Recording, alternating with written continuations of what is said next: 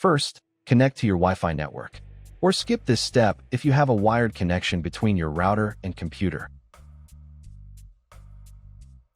Open a web browser and go to the address you see on the screen.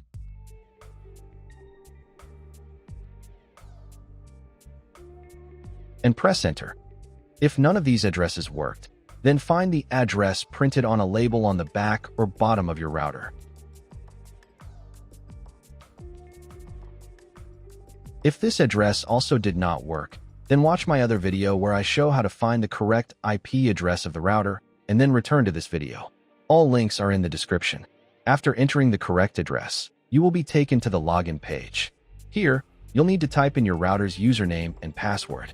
For most NETGEAR routers, the default username is admin, and the default password is password. After entering your login details, click this button. If these details do not work, then find the default information on the label on the back or bottom of your router.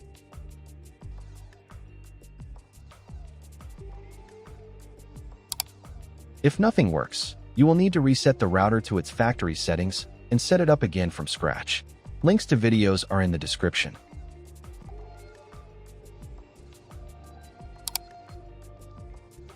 Done. You are now in the router's admin panel.